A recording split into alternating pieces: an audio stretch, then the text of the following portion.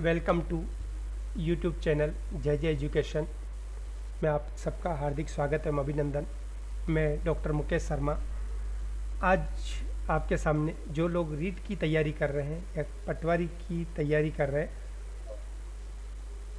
उनके लिए यह वीडियो महत्वपूर्ण है। मैं आज लेकर के आया हूँ संस्कृत वर्णमाला। जो लोग पटवारी या हिंदी की तैयारी कर रहे हैं उन लोगों के लिए भी बहुत जल्दी वर्णमाला से संबंधित, संधि समास से संबंधित वीडियो भी आने वाले हैं।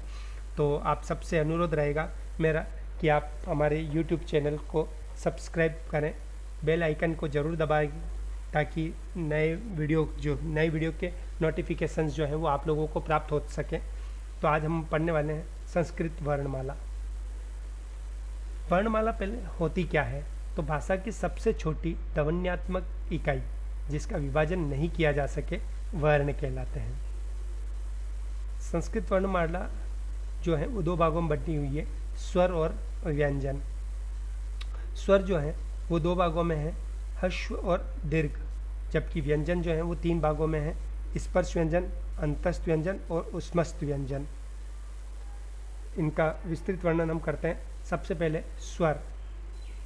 स्वर के तीन भाग माने जाते हैं, ह्रस्व स्वर, दीर्घ स्वर और प्लुत स्वर। ह्रस्व स्वर जिस स्वर को बोलने में एक मात्रा जितना समय लगता है वह ह्रस्व स्वर कहलाते हैं और इनकी जो संख्या है वो 5 है।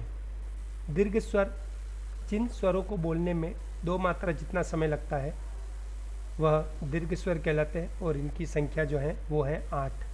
प्लुत स्वर जिस स्वर को बोलने में 3 मात्रा जितना समय लगता है वह प्लुत स्वर कहलाते हैं। संस्कृत में स्वरों की जो कुल संख्या मानी गई है वो 13 मानी गई है। हम एक चार्ट से इसे समझने का प्रयास करते हैं। ह्रस्व स्वर, दीर्घ स्वर और प्लुत स्वर। तो ह्रस्व स्वर की बात करें तो जो 5 हैं वो हैं अ, ई, उ, री और ल्वी। दीर्घ स्वर आ, ई, उ, री, ए, आई, ओ, औ। अब हम में से कई लोगों के दिमाग में ये आ सकता है कि ए और ओ जो है वो ह्रस्व स्वर होने चाहिए, ये दीर्घ स्वर में क्यों है? तो नोट्स देखें आप कि ए और ओ जो है वो दोनों दीर्घ स्वर हैं। इसका सबसे बड़ा कारण है ए जो है वो अ और ई से मिलकर के बना है, अर्थात इसमें 2 मात्रा लग रही है, 2 मात्रा जितना समय लगता है। इसी प्रकार से अगर हम ओ की बात करें तो अ और उ से मिलकर के ओ बना है, यह भी 2 मात्रिक हैं, इसीलिए इसे दीर्घ स्वर में रखा गया है। दीर्घ स्वर की जो संख्या है वो 8 है। प्लुत जो है वो ऊ इस तरीके से उच्चारण होता है और वैदिक मंत्रों में यह पुकारने पर किसी को संबोधन करने में इसका प्रयोग किया जाता है। फिर आता है व्यंजन। संस्कृत वर्णमाला में व्यंजनों को 3 भागों में विभक्त किया है। सबसे पहला है स्पर्श व्यंजन, अंतस्थ व्यंजन और उष्मस्थ व्यंजन। सबसे पहले है स्पर्श व्यंजन। इसकी संख्या जो है वो 25 है। 5 वर्ग हैं। ये परीक्षा में कई बार प्रश्न आता है कि स्पर्श व्यंजनों में कितने वर्ण हैं। तो अगर वर्ण आएंगे तो 25 है और अगर वर्ग पूछे जाएं तो 5 वर्ग हैं। क वर्ग, इसके अंदर प्रत्येक वर्ग के अंदर 5-5 वर्ण हैं। क वर्ग के अंदर क, ख, ग, घ, ङ। च वर्ग के अंदर च, छ, ज, ज, ण। ट के अंदर ट, ठ, ड, ढ, ण। थ वर्ग के अंदर त, थ, द, ध, न। प वर्ग के अंदर प, फ, ब, भ, म। इस प्रकार क से लेकर के म तक 25 वर्ण हैं। अंतस्थ व्यंजन की बात करें तो इनकी संख्या 4 है, य, र, ल और व। तो इनकी संख्या जो है वो 4 मानी गई है। फिर है उष्मस्थ व्यंजन। इनकी संख्या भी 4 मानी गई है, श, श, स और ह। ये 4 प्रकार के हैं। हम में से कई लोग, हो सकता है कई सारे विद्यार्थी कंफ्यूज हों अंतस्थ व्यंजन या उष्मस्थ व्यंजन में, तो मैं एक छोटी सी ट्रिक्स दे रहा हूँ। अगर आप उष्मस्थ व्यंजन को देखेंगे तो अंदर श लिखा हुआ है, उ के बाद श लिखा हुआ है, श। तो आप इससे पता कर सकते हो कि उष्मस्थ व्यंजन में तीनों स और एक ख आता है, जबकि अंतस्थ व्यंजन में य, र, ल और व है। इसके अतिरिक्त संस्कृत वर्णमाला के अंदर अनुस्वार होता है, विसर्ग हैं, 3 संयुक्त वर्ण हैं। श जो क और श मिलकर के बना है, त्र त और र से मिलकर के त्र बना है, और एक है ज्ञ, झ और ञ से मिलकर के बना है ज्ञ।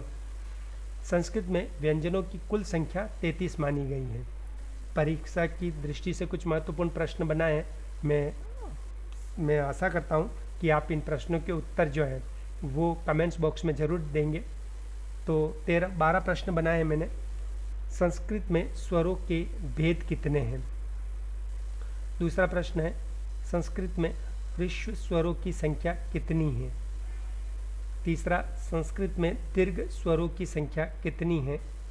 चौथा, संस्कृत में स्वरों की कुल संख्या कितनी है? पांचवा, संस्कृत में स्पर्श व्यंजनों की संख्या कितनी है? छठा, संस्कृत में अंतस्थ व्यंजनों की संख्या कितनी है? संख्या बतानी है। सातवां प्रश्न, संस्कृत में अंतस्थ व्यंजन कौन कौन से हैं? आठवां, संस्कृत में अंतस्थ व्यंजनों की संख्या संस्कृत में आठवां प्रश्न जो है वो है, संस्कृत में ऊष्मस्थ व्यंजनों की संख्या कितनी है? नौवां, ऊष्मस्थ व्यंजन कौन कौन से हैं? 10वां, संस्कृत में स्वरों की कुल संख्या कितनी है? 11वां, संस्कृत में व्यंजनों की कुल संख्या कितनी है? और अंतिम प्रश्न जो आता है वो है, संस्कृत में वर्णमाला की कुल संख्या कितनी है? इस प्रकार से 12 प्रश्न हैं। इनमें से कई सारे प्रश्न जो हैं वो रीट एग्ज़ाम आरपीएससी के द्वारा प्रायोजित द्वितीय श्रेणी एवं प्रथम श्रेणी के शिक्षक भर्ती परीक्षा में भी इनसे संबंधित प्रश्न कई बार आ चुके हैं।